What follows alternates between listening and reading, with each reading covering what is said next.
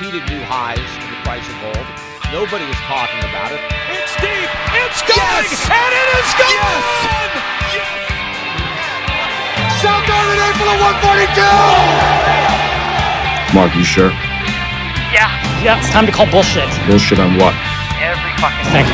So how does this helicopter money work? It is bedlam at the bank as Bryce Harper has put the Phillies on top.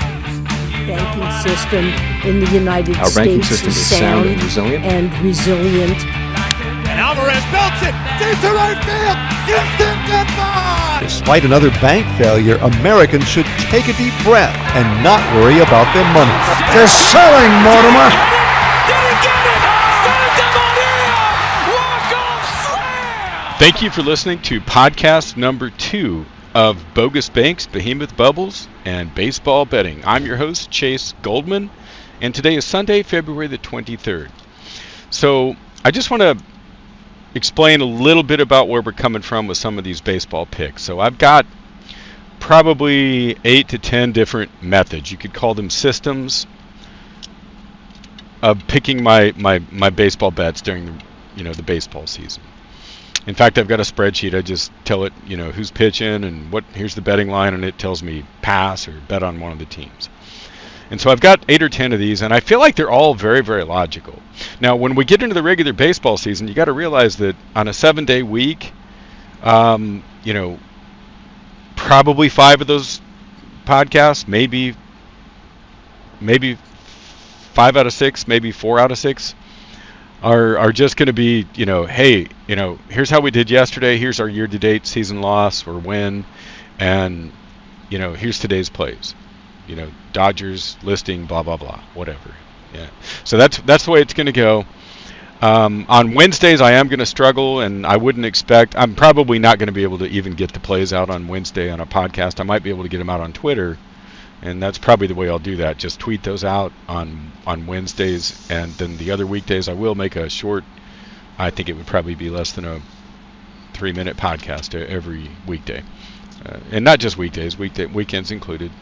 Because on Wednesdays, that's one of those days where, I don't know if they call it a travel day in baseball, but there's always an early game on Wednesday. Now, when we get, for example, on Fridays, unless the Cubs are playing at home, no games are going to start before 6 o'clock Eastern on Fridays. If the Cubs are at home, then they'll always play that Friday afternoon game at 2:30 Eastern, 1:30 Central. But other than that, Fridays are always going to be late games, all of them. But Wednesday's always going to have some early games because those teams want to get done with their games and get on a plane and fly to the next town.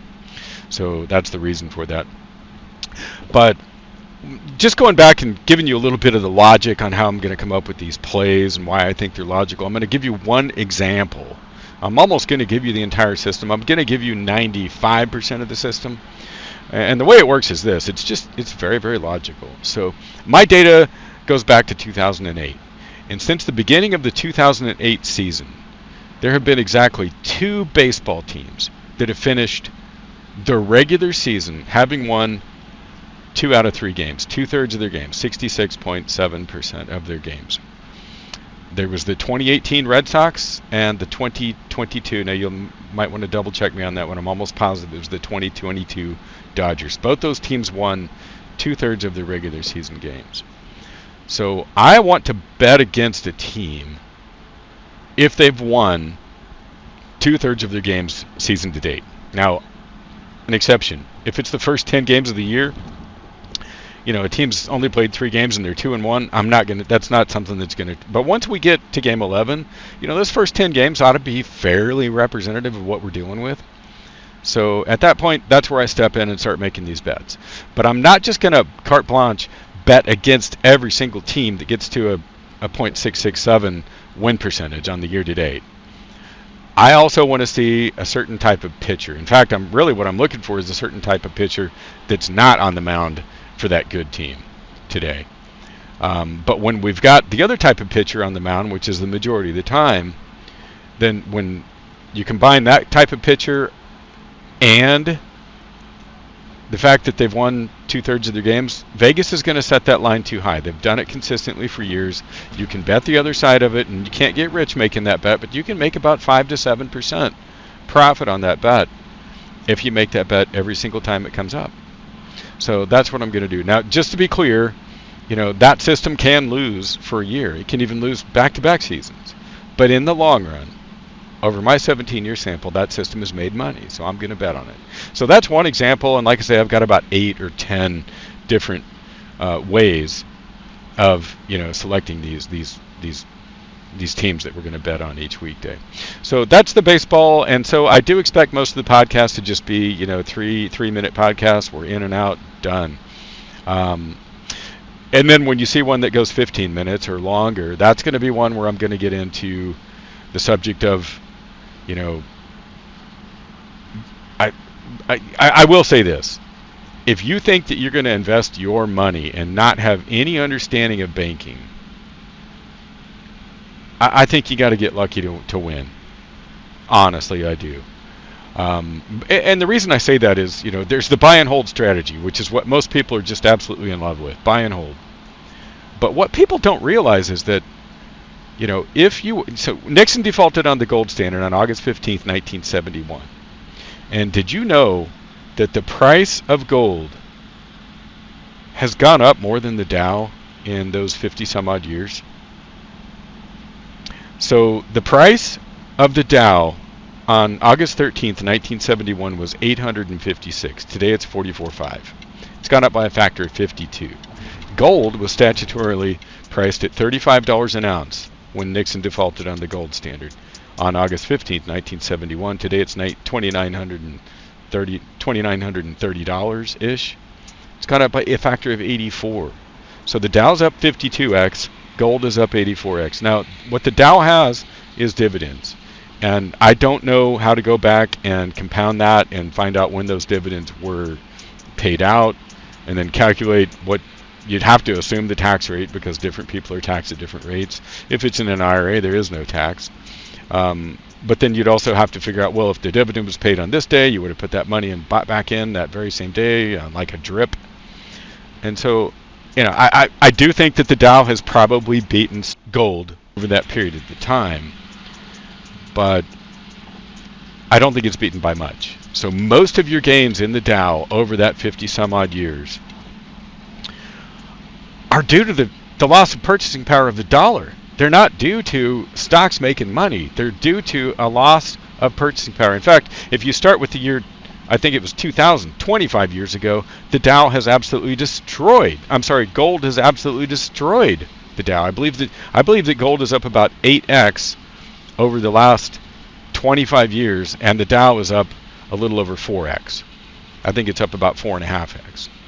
So gold has destroyed the Dow over that period of time. Now, it hasn't done quite as well with the NASDAQ. I don't know if it's beaten the NASDAQ. I'd have to look that one up. But most of that gain in either one, well, all of it in gold, it is essentially every gold bug I've ever listened to, every podcaster that I've ever listened to on this subject would say all of that gain in gold is just, it's a reflection of the loss of the dollar's purchasing power. Now, I do think there can be exceptions to that. And I think we might have seen one over the last year. I don't think I certainly know the dollar hasn't lost 24% of its purchasing power in the last year, but gold has gone up 24%. But over time, that's how it works. And, why would a shiny rock beat the Dow? And my theory is, these Dow components, I worked in corporate America for 4 years. And my very first job out of college was at IBM. And I swear to God, there was nothing for us to do. They hired a whole bunch of us. So what they did was, IBM had a center up in New Jersey. And they told all their employees, and I'm assuming these employees back in 1993-ish, 92-ish, were told, hey, if you want to keep your job, you got to move to Dallas. So a lot of them didn't want to move, and they just wound up taking some kind of buyout package, I'm sure. And then a lot of them did move down here. So when they hired all of us, they hired a bunch of us right fresh out of college. We were all, young 20s and knew absolutely nothing. It was our first job in corporate America. And when I look back at that job, there was literally nothing for us to do. And so I wound up leaving that job for a job that paid just a little bit more, and I wound up over in a call center at a phone company, GTE, and they worked my butt off. And then I wound up in another job with GTE after that, and that one also they worked my butt off because it was kind of a quasi call center. And then my last job at corporate America was a telecom startup. And there was, from day one, there was nothing for me to do. That one was absolutely insane. But at least with my first job right out of college, I was trying to ask all my coworkers, hey, what is it? What is it we're supposed to be doing? And I would get all these experts and know-it-alls all around me that none of them, I don't know if they were smart enough to figure out there was nothing for us to do. There was a little bit for us to do. Like, we were accounts receivable clerks, and so we needed to be calling on the real big dollar invoices and saying, hey, accounts payable over there, did you get our invoice? When can we expect payment? Are there any problems? Is there a manager that needs to approve this? Blah, blah, blah. Where are you at? But they didn't want you doing it on the small ones because then you would just piss off the accounts payable people. But they didn't tell us that when they hired us. We were supposed to figure all that out on our own. But bottom line is, you make 2 phone calls a month. Maybe once a quarter you would drive across town to pick up a check on the final day of the quarter so you get it back into the bank before the quarter ended for cash flow purposes.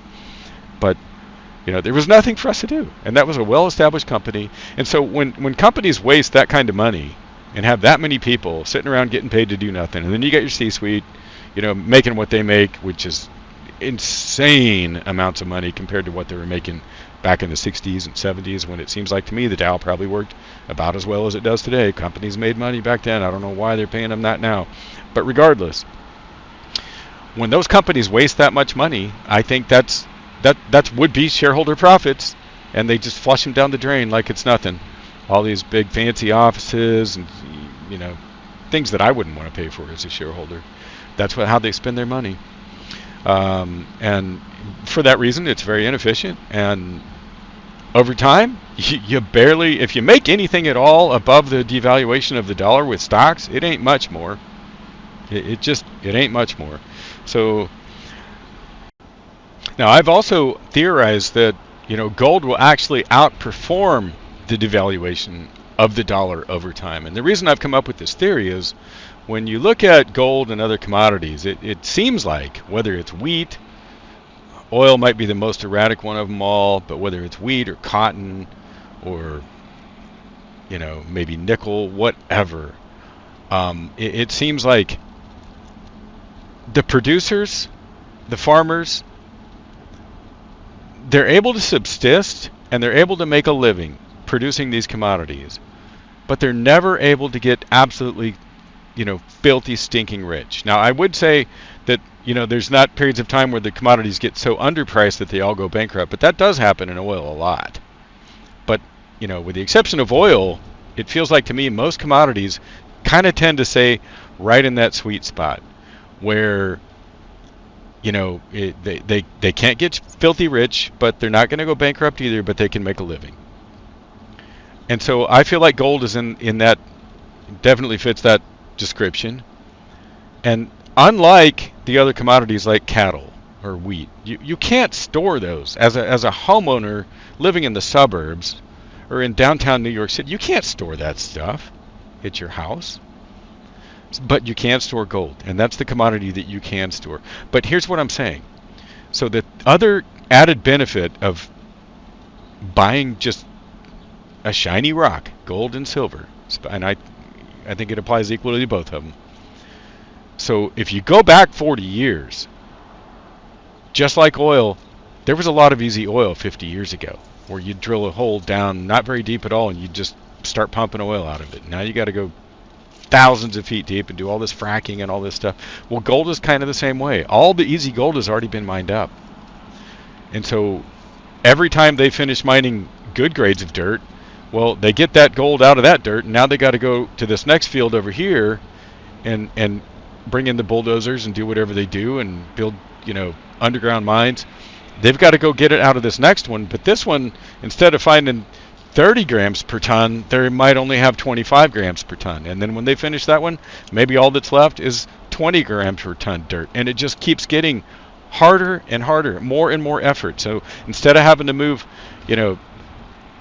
X amount of dirt to find an ounce of gold, now you got to move twice as much dirt to find the same amount of gold. So not only is gold going to keep up with the loss of purchasing power in the dollar, because remember, the commodity producer is going to have all these increased costs. His secretaries, his computers that he buys, his desks, telephones, all the stuff, bulldozers, they're all going to get more expensive just due to the gradual loss of purchasing power in the U.S. dollar or the local currency.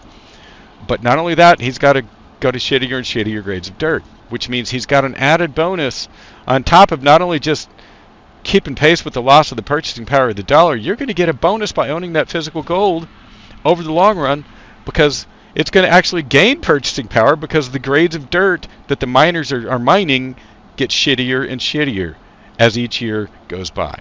So if the price is going to stay in that sweet spot where the miners can neither, get super filthy stinking rich and, they don't all go bankrupt, then, it stands to reason that price is going to have to reflect. The price of gold is going to have to reflect all the extra work that those miners are doing to get through all that shittier and shittier dirt. That's all for today. Thank you for listening to podcast number 2, and we hope to see you back for podcast number 3.